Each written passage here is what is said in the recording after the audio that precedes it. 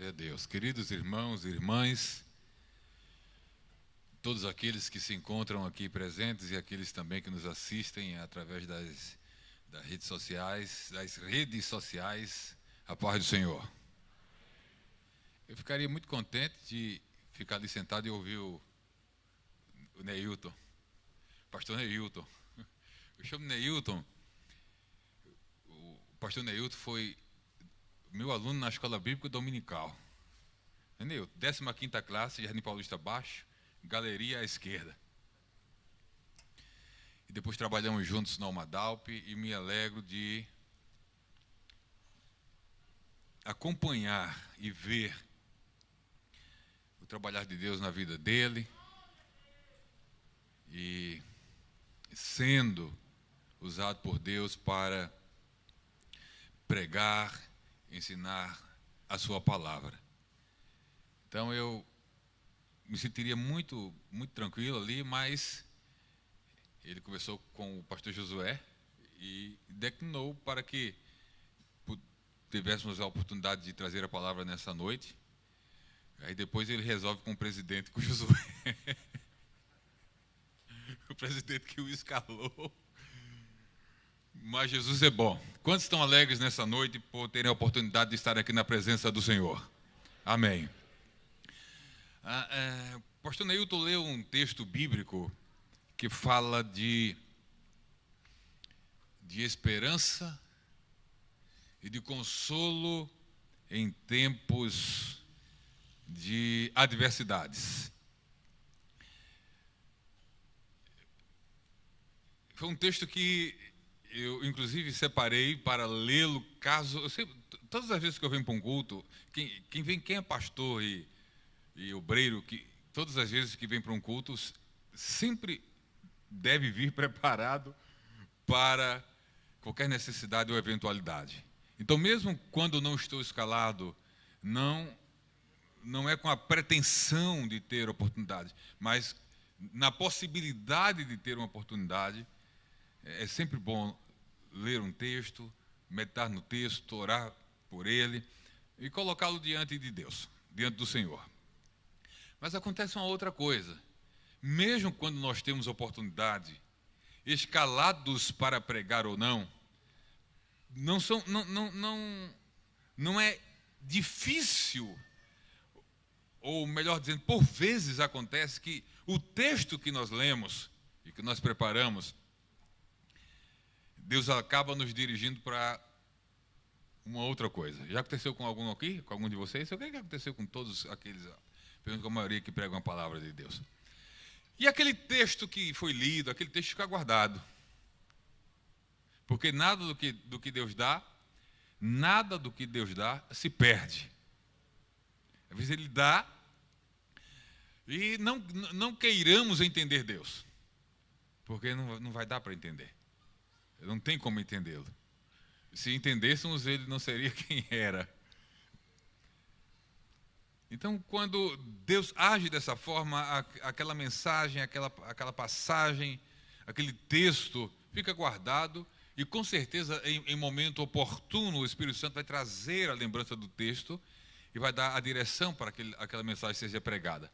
Então, o pastor Neilton, ele, antes de ler a palavra, ali disse assim: se o senhor fosse pregar, que ele já ficou ali com José acertando isso, qual é o texto que você ia ler? Aí eu disse o texto.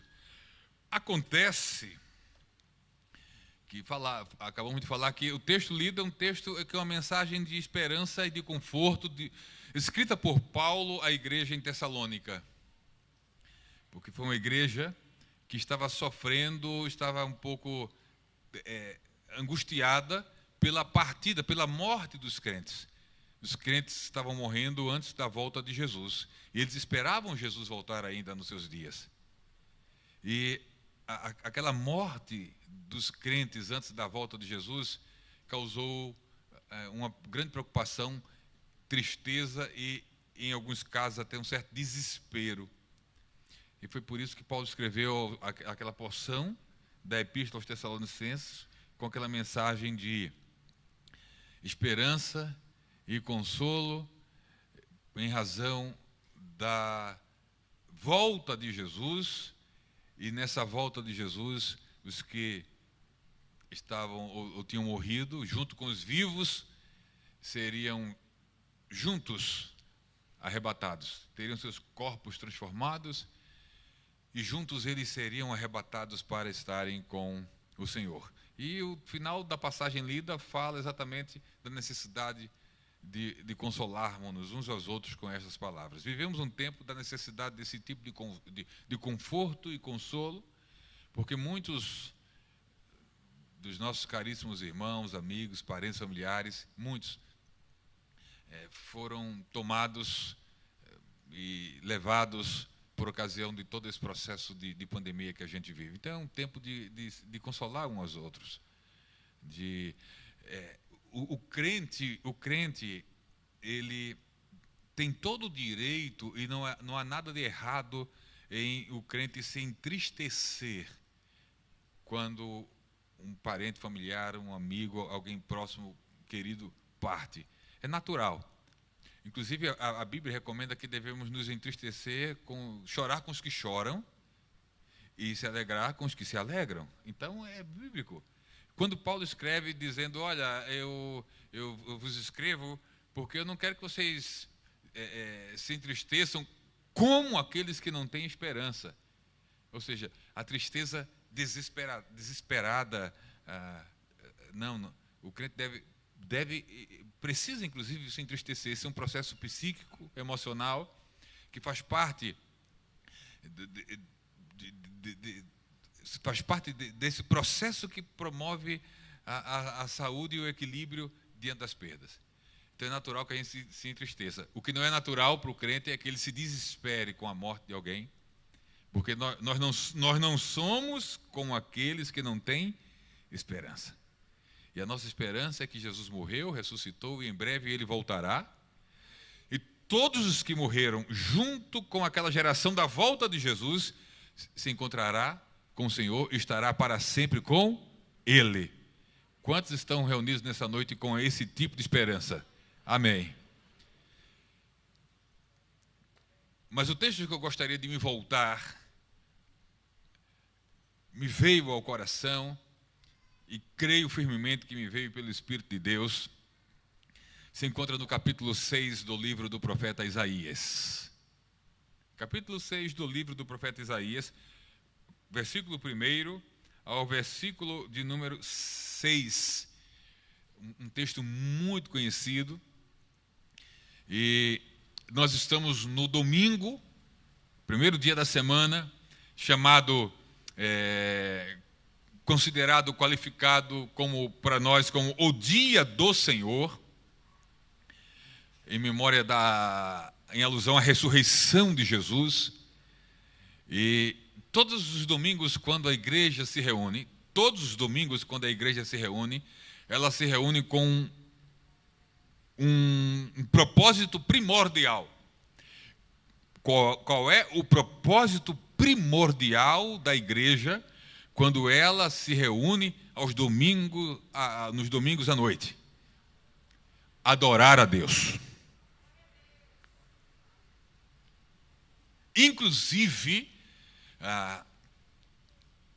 como a cultura e os tempos mudam,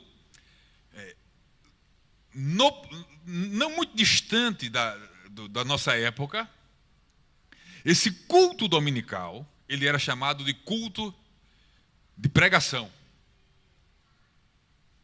E não há nada de errado em pregar nesse culto, porque a pregação é um momento que deve estar presente sempre que a igreja se reúne. Ensino e pregação, a ministração da palavra faz parte da reunião da igreja desde que a igreja foi estabelecida em Atos dos Apóstolos. Agora, a terminologia que se usa quase que praticamente em todo o Brasil é culto da família.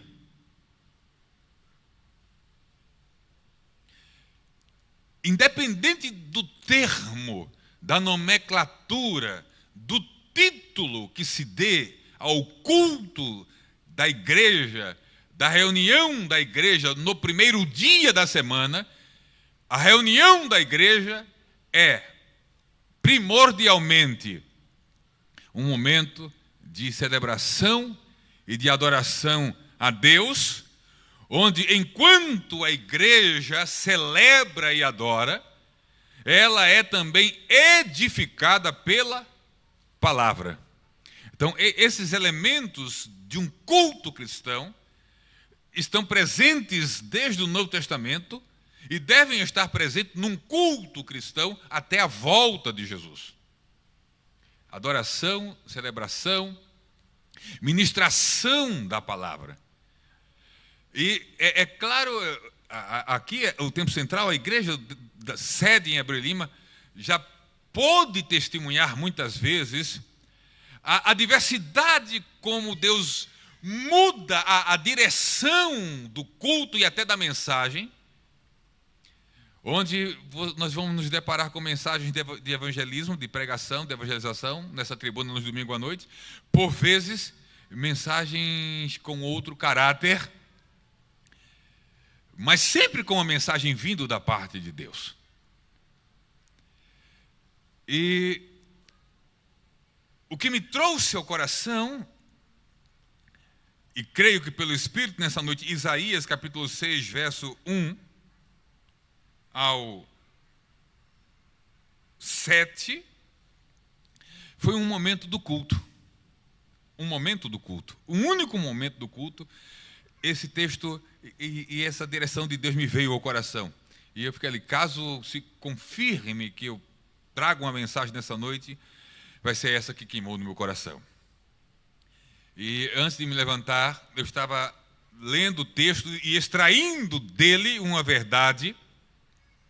E a verdade que eu gostaria de extrair dele é que Deus transforma. É muito óbvia essa verdade para todos nós.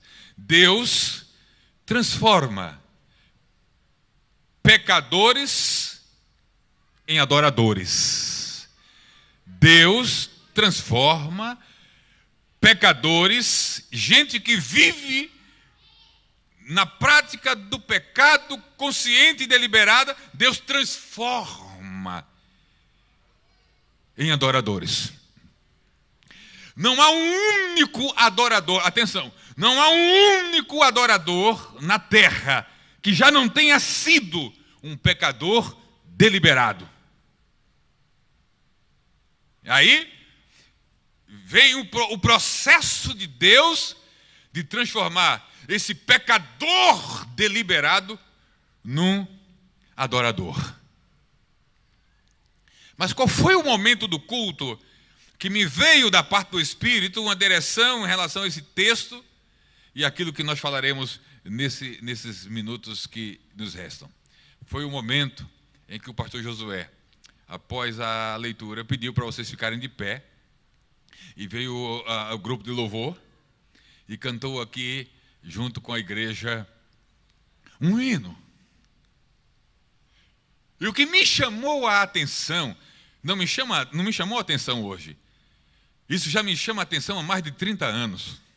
Atenção, isso já me chama a atenção há mais de 30 anos. Eu falei de Jardim Paulista Abaixo.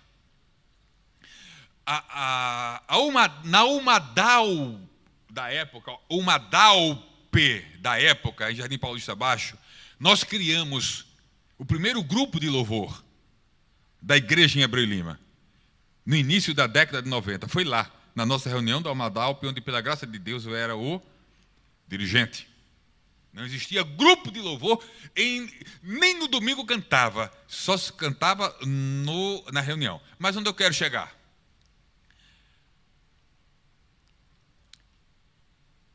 Qual o jeito certo de adorar a Deus?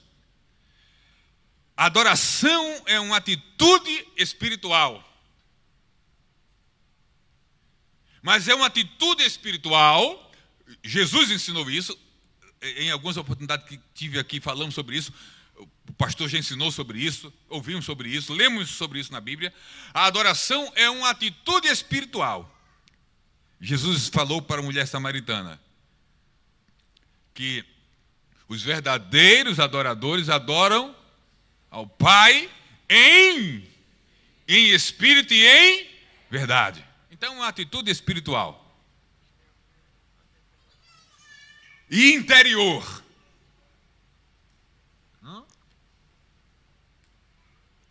Por que é espiritual? Porque é em espírito. E por que é também interior? Porque é em verdade. Mas não é em verdade simplesmente diante dos homens. É em verdade diante de Deus, do Pai. Então a adoração é uma atitude interior, é espiritual e é interior, porque é em verdade, no nível de verdade que pode ser contemplada pelo Pai. Porque a gente pode parecer um para o outro que estamos na condição de adoradores em verdade, sem estarmos em verdade. Então, o tipo de adoração que atrai a Deus, ela é espiritual e ela tem esse nível interior da verdade que pode ser contemplada por aquele para quem o direcionamos a nossa adoração. E a continuidade do ensino de Jesus, a gente já sabe, ele vai dizer, olha, são estes, é este perfil de adorador e de adoração que o Pai procura. Ok, é um ato espiritual e interior, mas toda adoração, ela tem um elemento expressivo. Ninguém encerra a adoração na atitude interior.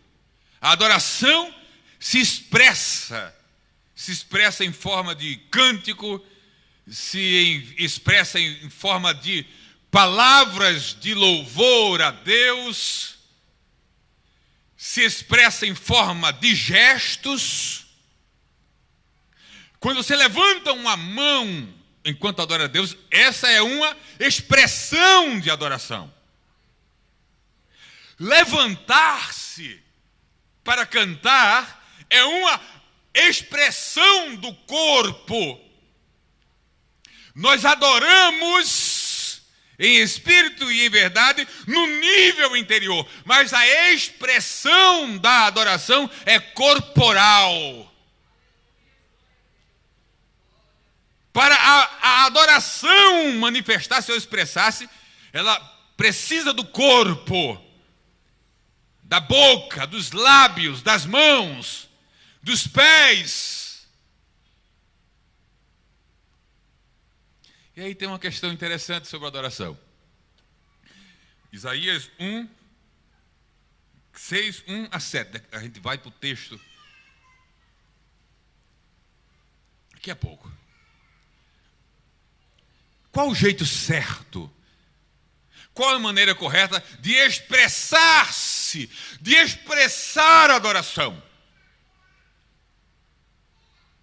Existe um padrão bíblico, existe uma norma bíblica que diz, olha, a adoração que deve ser em espírito e em verdade só tem esta maneira, o padrão de expressão é este. Existe uma norma bíblica para isso? A resposta é não. Porque quando o elemento expressão da adoração entra, aí entra uma questão cultural. Porque a manifestação da adoração se dá em culturas diversas.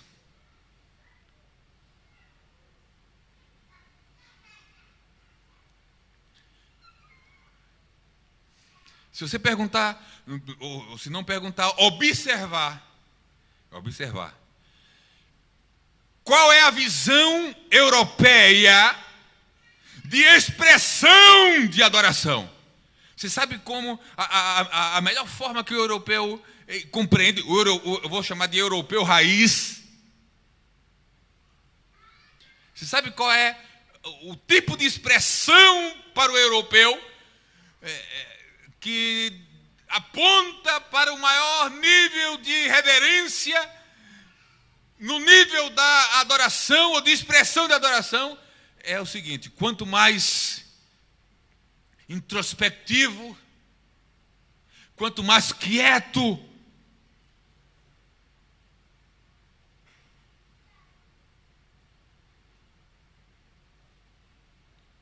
quanto mais silencioso, para ele, o europeu, mais expressiva é essa adoração.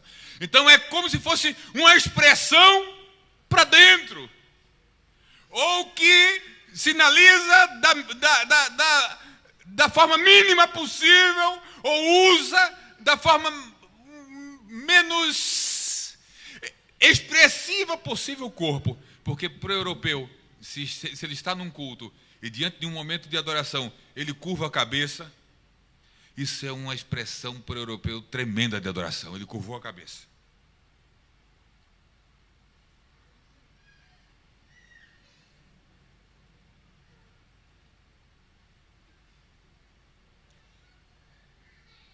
Na raiz europeia, quanto mais da presença de Deus no culto, mais silêncio reverente deve se fazer ou deveria se fazer.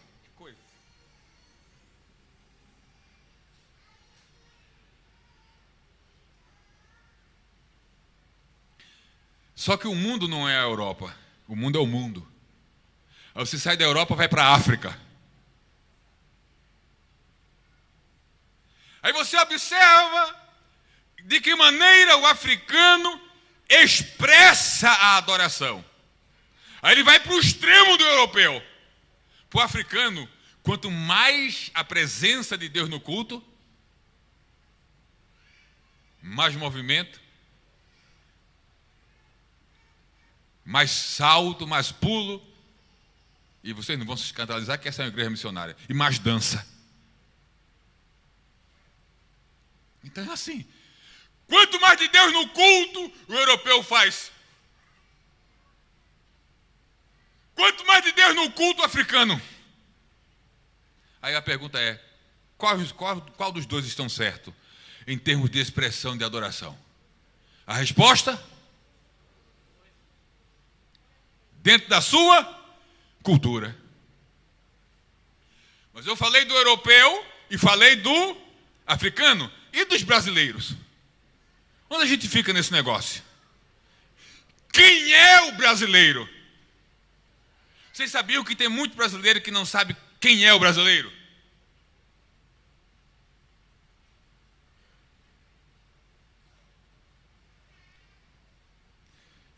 Já vou para o versículo primeiro. Fique tranquilo, vou terminar no horário. Quem é o brasileiro? O brasileiro é o europeu, o índio e o africano misturado.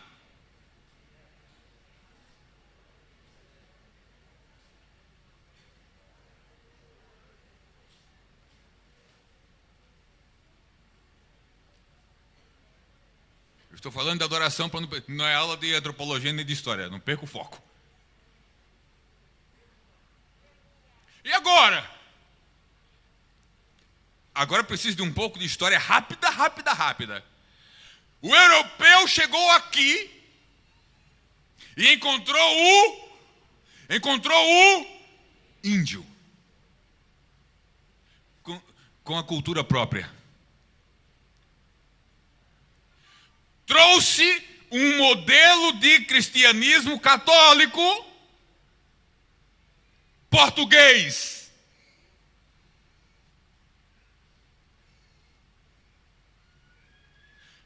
Culto. Todo comedido. Um extremo de cerimonial, tão extremo que foi buscar no Antigo Testamento o padrão do ritual.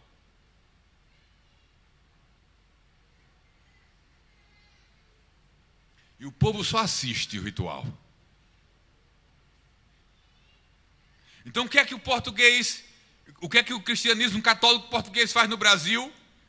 Impõe para os índios o modelo de adoração europeia, católica, portuguesa. Aí os índios são explorados, porque o processo no Brasil de descobrimento não é de colonização, é de exploração. E começa a faltar mão de obra. qual a solução? Traz os africanos.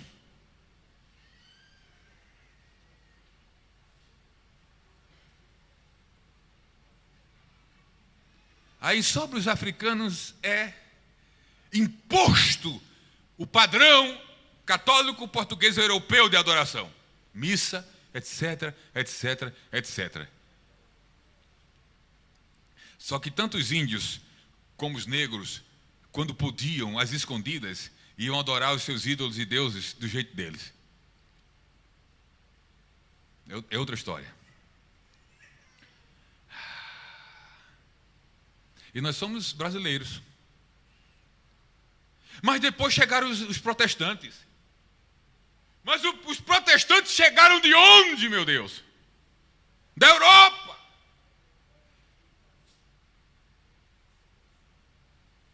E o que é que os protestantes vão fazer? Vão analisar a cultura brasileira para adotar um padrão de culto? Não! Importam o modelo europeu protestante, que é parecido, melhorado com o católico, e diz o modelo de culto é esse.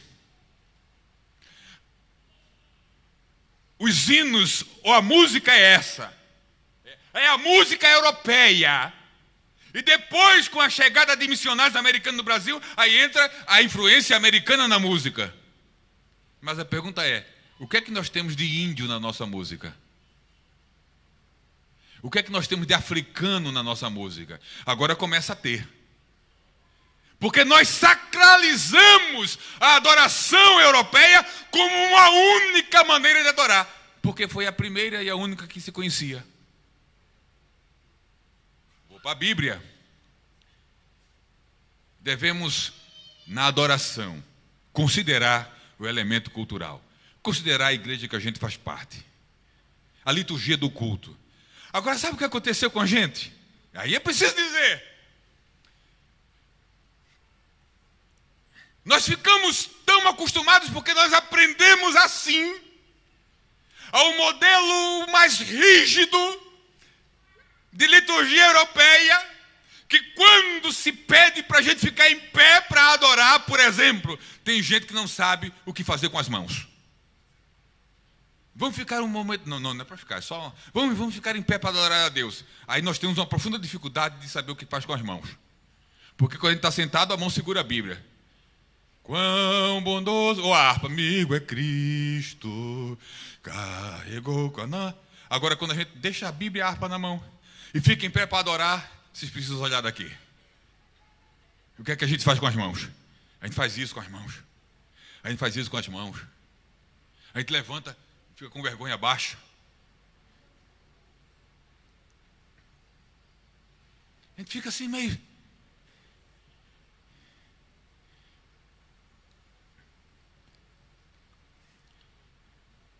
E aí o Espírito Santo me levou a Isaías 1. Porque sabe onde a gente vai descobrir? A forma, ou as formas de expressar sem adoração a Deus. O princípio norteador da expressão na Bíblia. E na maneira como Deus é adorado no céu. E como Deus é adorado no céu? Quando nós entendemos a maneira como Deus é adorado no céu, a gente começa a crescer, a desenvolver e a romper com algumas perspectivas e visões que nos engessaram. E nos deixaram sem jeito para se expressar em adoração a Deus. E aí quando alguém levanta as mãos assim, tem gente dizendo, olhando e dizendo...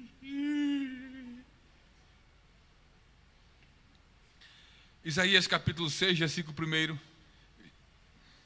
No ano da morte do rei Uzias, eu vi o Senhor assentado sobre um alto e sublime trono. E as abas de suas vestes enchiam o templo. Serafins estavam por cima dele. Uma visão do trono. Atenção, atenção. É uma visão do trono celestial. Do Deus Todo-Poderoso, Criador do céu e da terra, sentado de forma imponente. é a realeza, é majestade, majestosa. E na visão que Isaías tem, ele contempla um momento de adoração no céu. Outros momentos de adoração no céu nós vamos ver revelados no livro de Apocalipse.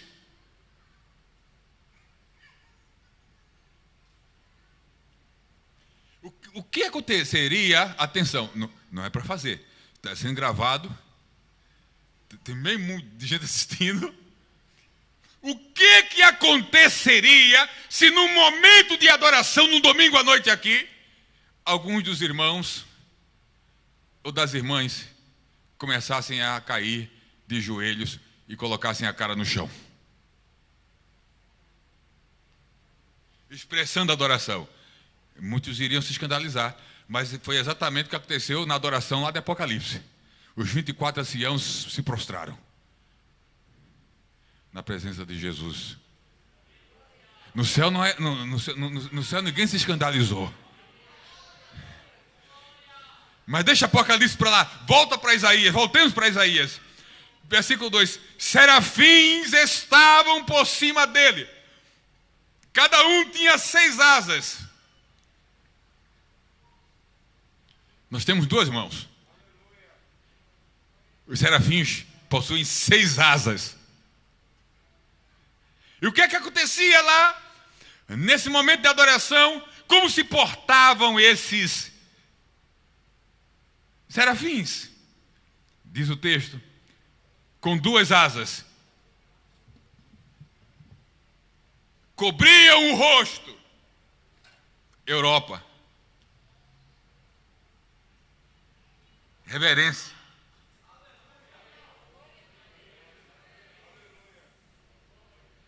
2 asas, 6 asas, 2 asas o tempo todo.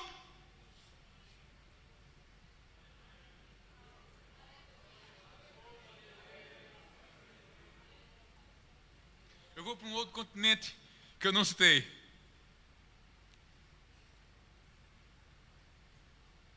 Com 2 cobriam os pés. Sabe onde o pé tem muito a ver com adoração? No Oriente. No Oriente. Israel, Japão. Quando Moisés se aproximou da sarça, no momento de revelação da majestade de Deus ali na sarça como fogo, a voz de Deus bradou de dentro da sarça: tira a sandália dos teus pés, porque o lugar que tu estás é terra santa. Então cobrir os pés tem a ver também com temor e reverência à presença. Se o texto acabasse aí, nós interpretaríamos que o modelo celestial de adoração é o europeu e asiático oriental. É cobrir o rosto e os pés. Mas eles tinham 6 asas, e com as outras 2, diz a Bíblia, e com 2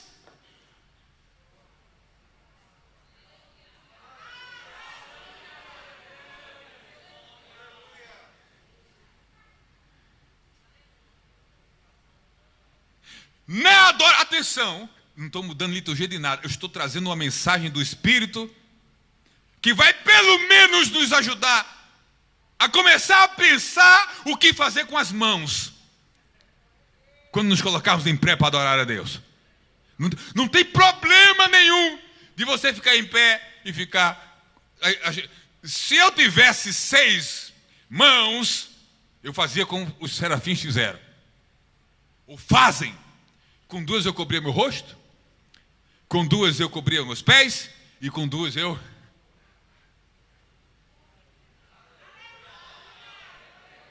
Mas eu só tenho 2 braços. O que equivale a 2 asas? Então eu tenho que decidir o que fazer na hora da adoração. Então, se você na hora da adoração, com os seus 2 braços, só tem 2, decide por alguma coisa, eu me sinto profundamente livre e alegre no espírito, quando na hora da adoração eu me volto para dentro e com minhas duas mãos eu cubro o meu rosto, eu inclino minha cabeça, eu não me movimento, porque esse é meu jeito de expressar-me em adoração a Deus. Tem fundamento no céu para isso, não tem problema. Agora tem outros que gostariam de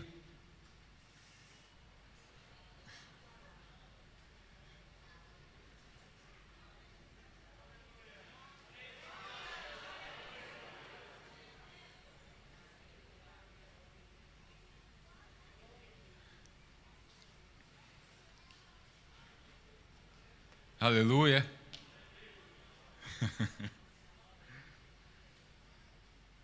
Mas Deus transforma pecadores em adoradores. Diante da cena, Isaías se desesperou, porque além, olha só, uma adoração plena aqui, expressão de adoração e declarações de adoração. E clamavam uns para os outros, dizendo: Santo, Santo, Santo é o Senhor dos exércitos, toda a terra está cheia da sua glória. Então, na adoração celestial, existe a verbalização da adoração, e existe a expressão da adoração de múltiplas formas. As mais quietas e as mais movimentadas. Mas tudo em adoração. Os serafins cobriam o rosto em adoração, cobriam os pés em adoração e voavam em adoração. Era tudo em adoração. O pecador se desespera e diz: ai de mim, eu estou perdido. Ele não conseguiu se envolver na adoração, porque não há como se envolver em adoração em pecado. Não há como se envolver em adoração no pecado. É preciso que o pecado seja tratado para se envolver em adoração. Então, ele perdeu uma grande oportunidade de se envolver na atmosfera da adoração. Se desespera e vou morrer. Morri que eu vi, porque eu sou um homem de impuros lábios, vivo no meio de um povo de impuros lábios e meus olhos, olha, contemplaram a adoração. Aí em graça e misericórdia, o texto os irmãos conhecem, vem um dos serafins com a brasa de fogo, toca os lábios de Isaías e diz: a tua iniquidade foi tirada e o teu pecado perdoado. Se quiser, vem e se envolva na adoração. Deus transforma pecadores em adoradores. A gente pode ficar de pé mais uma vez? Eu não sei o que você vai fazer com as mãos. Nem estou preocupado com isso.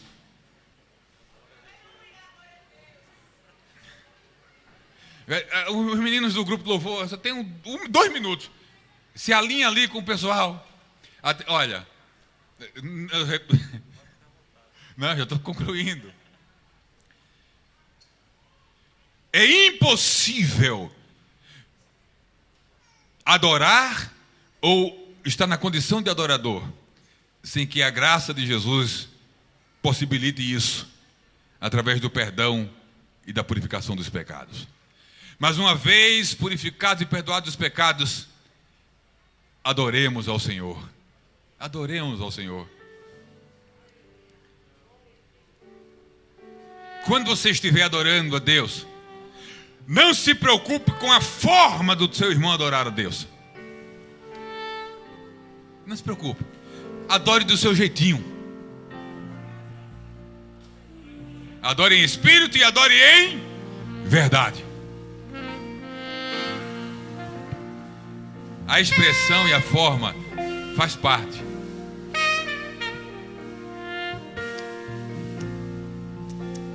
Vamos adorá-lo mais uma vez. E enquanto a gente adora, onde tiver um pecador, porque no céu a adoração será uma realidade. É uma das coisas que fazemos aqui e que acompanha-nos ao céu, é a adoração.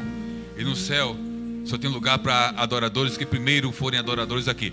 Para ser adorador no céu, tem que primeiro ser adorador na terra. Remido, comprado, lavado, perdoado, purificado pelo sangue de Jesus. Então adore Ele, aproveite. Porque nós somos como Isaías nessa noite. Que o conhecimento é capaz de mudar a vida de quem lê, a gente já sabe. E que livro você pode comprar em qualquer livraria. Mas nós transformamos 100% do nosso lucro em mudança de vidas, através da ação social, evangelismo e missões. Ao adquirir qualquer um de nossos produtos, seja presencial ou à distância, você está investindo em alguém. Na próxima vez que você for comprar livros ou artigos evangélicos, não vá em qualquer lugar. Vá na Livraria Arca Missionária. Uma nova história começa quando você compra aqui. Agora você pode fazer a sua contribuição através do Pix, uma operação rápida, segura e sem custos. Abra o aplicativo do seu banco, clique na opção Pix e em seguida vá na opção Transferência. Depois é só digitar nossa chave Pix, que pode ser o nosso CNPJ, 11 120 490 0001 86. Nosso e-mail contribua@eadalp.org.br ou nosso celular 81 98883 2755. Verifique se a contribuição é para a Igreja Evangélica Assembleia de Deus em Abreu Lima, Pernambuco. Confirme a transferência e depois siga o procedimento do seu banco. Anote nossas chaves Pix para não esquecer. CNPJ 11 120 490 0001 86. E-mail contribua@iadalp.org.br. Celular 81 98883 2755. Você está contribuindo para o crescimento da obra de Deus.